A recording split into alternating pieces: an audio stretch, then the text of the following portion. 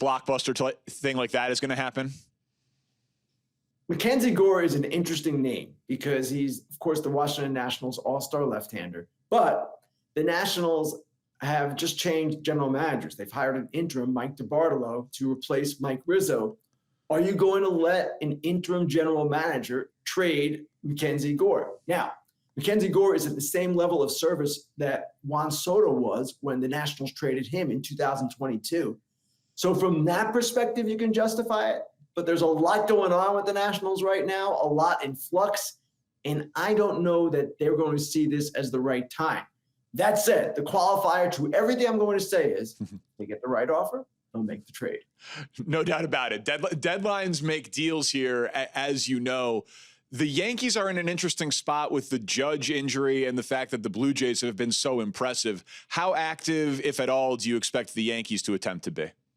They've already been active, and they've acquired Ryan McMahon, today Austin Slater. They're looking for bullpen help as well. Ahmed Rosario is another player that they've added. They're going to add at least one reliever, most likely multiple relievers. They probably will add a starting pitcher in addition to all that. The interesting part about the Yankees is that they don't want to trade any of their top prospects. I don't know that they see their team this year as worthy of that kind of play, and also they want to protect some of their top prospects and keep them.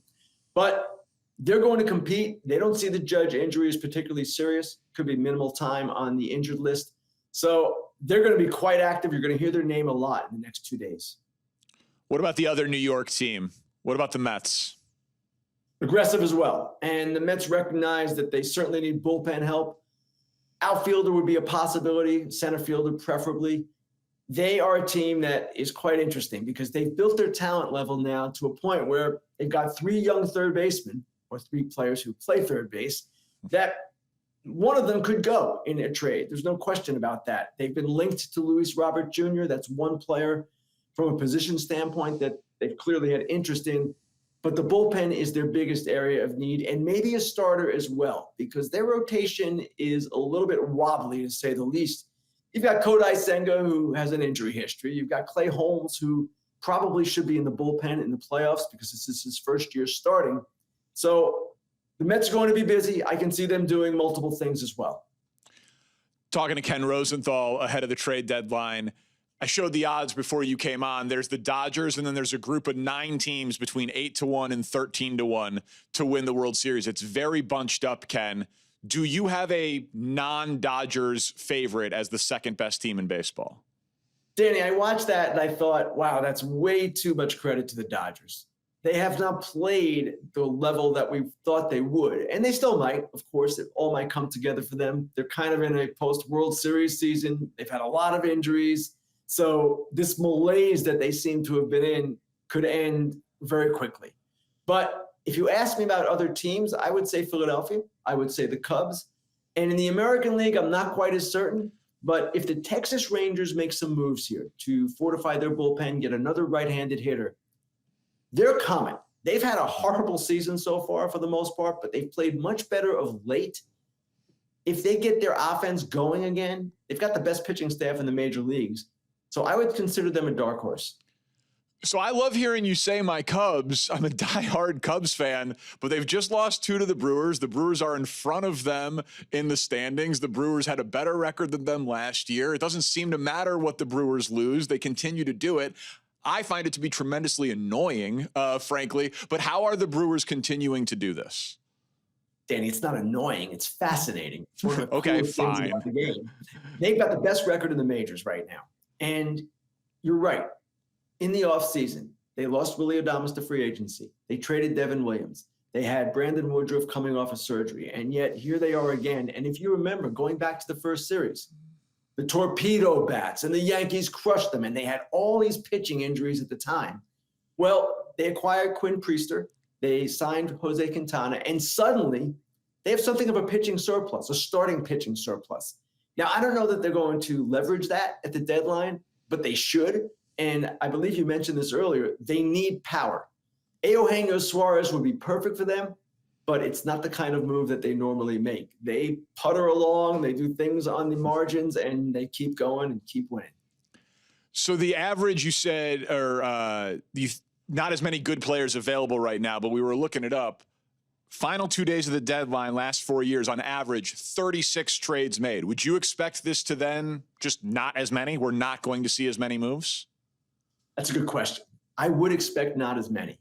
Now, I could be proven wrong with that, but part of the problem here, from what I can see, is that some of the sellers, Cleveland in particular, Pittsburgh as well, Minnesota to some degree, these teams have reputations as not being that easy to deal with. Now, that's coming from the buyers. And if you ask those teams, they would say, hey, we're just setting our prices and we're not moving off them. We're staying disciplined. That's how we have to run our clubs. Of course, it just depends on your perspective. But that element of it kind of leads me to believe that we may see less, that some of those Twins relievers might not move, that the Guardians, though they have every reason to do some things now with the two guys on non-disciplinary paid leave for gambling or the investigation of gambling, they are not going to add, obviously.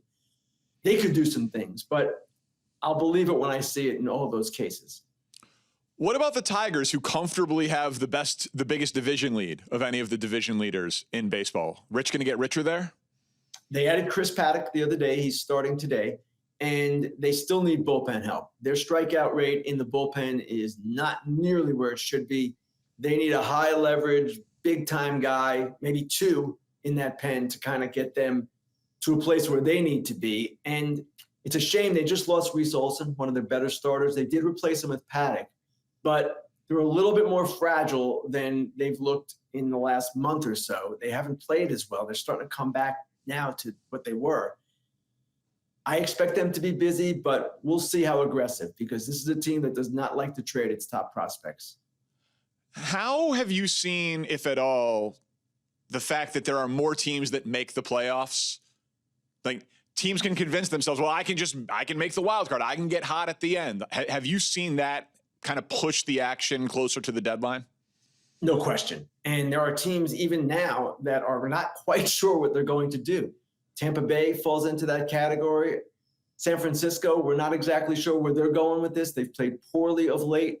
Los Angeles Angels, always unpredictable. So yes, the expanded playoffs has given people with these teams the thought that, you know what, if we just hang around, maybe we can get in like the Tigers did last year.